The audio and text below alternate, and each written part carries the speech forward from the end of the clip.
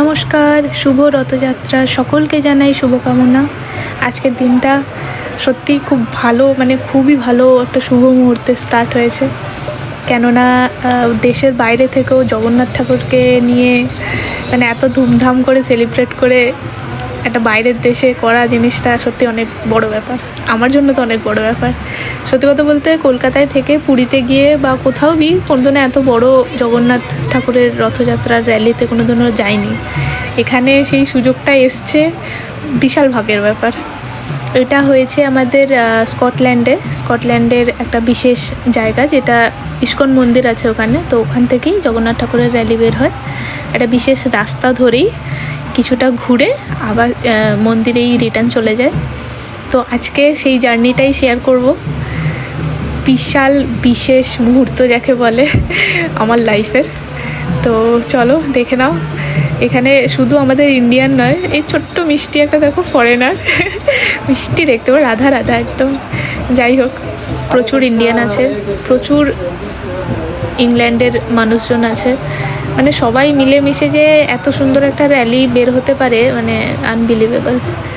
আর এরা এত মজা করে জিনিসটাকে এনজয় করছিল, আমি নিজে না দেখলে হয়তো বিশ্বাস করতাম না। সবসময় ফোনে রিলে এরকম দেখতাম, বাট নিজের চোখে যখন দেখলাম সিরিয়াসলি এটা একটা অন্য ব্যাপার স্যাপার। এরা এত মজা করে কী করে জিনিসটা, হয়তো কেউ ঠিকঠাক উচ্চারণও করতে পারছে না, বাট তারা গাইছে, তারা একদম নিজের মন থেকে গাইছে। দেখো কেউ নাচও করছে। এটা সত্যি আলাদাই অনুভূতি।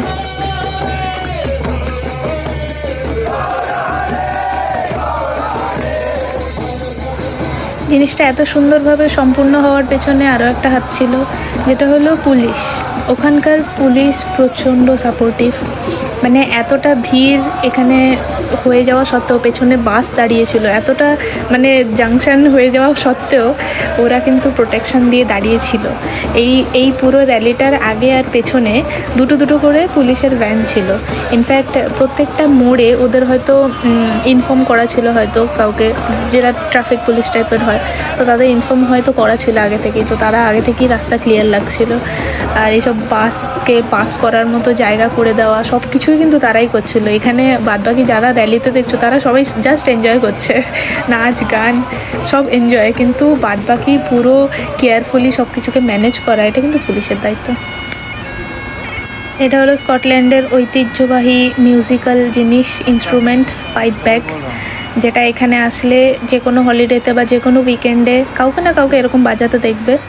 আর এটা হলো খুবই একটা জনপ্রিয় স্পট বলতে পারো। এই জিনিসটা আমি এক্স্যাক্ট নামও ভুলে গেছি, এটাকে কী বলে, সবাই টাচ করে অ্যাজ আ গুড লাক হিসাবে। তো আমরাও টাচ করেছিলাম, ফটোও তুলেছি। বাট ভালো, বেশ ভালো, কি বলবো, এগুলো একটা আলাদা অনুভূতি। হয়তো সবসময় মোবাইলে দেখে জিনিসটা বোঝা যায় না, বাট অনুভূতি জিনিসটা আলাদা।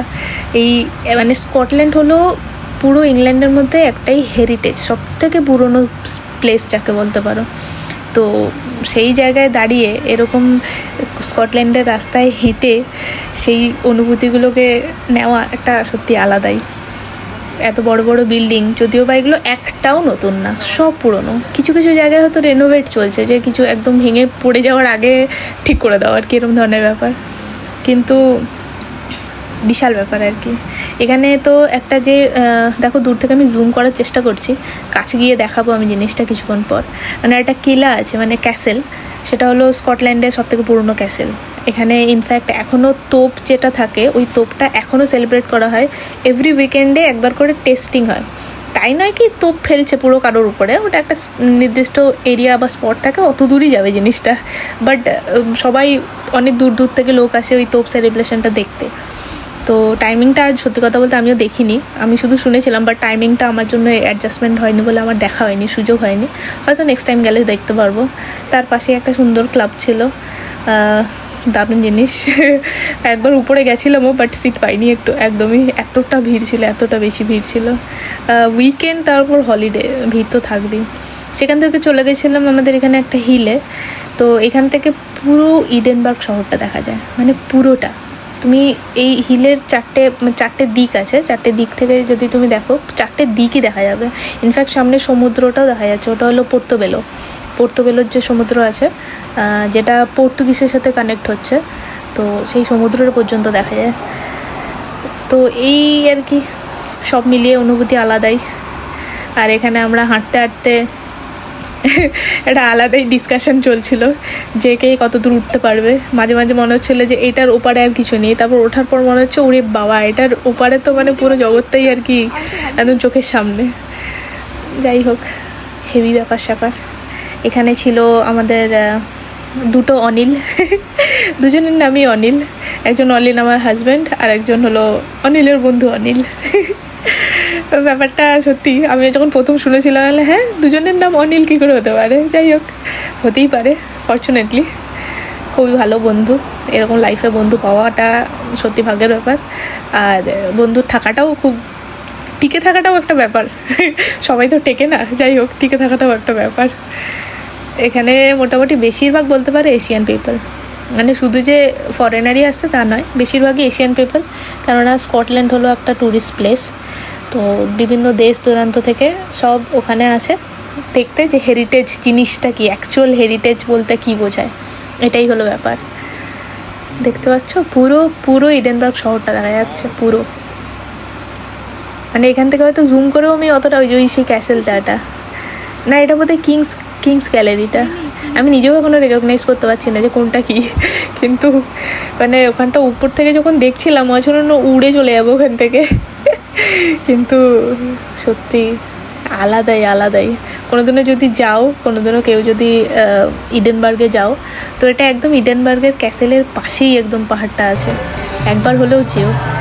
যাই হোক, আজকের মতো ভিডিওটা আমি এখানেই শেষ করছি। আমাদের ভারতে ঠিক যেভাবে জগন্নাথ ঠাকুরকে সুন্দর করে সেলিব্রেশন করা হয়, এখানেও ঠিক সেরকমই হচ্ছে, শুধু একটু মানুষজন একটু অন্যরকম, মানুষজন একটু আলাদা। সবাই এশিয়ান নয়, এখানে কিছু ফরেনারও আছে যারা মন থেকে আছে, এটাই হলো সবথেকে বড় ব্যাপার। আজকের ভিডিওটা এখানেই শেষ করলাম। জয় জগন্নাথ, ভালো থেকো।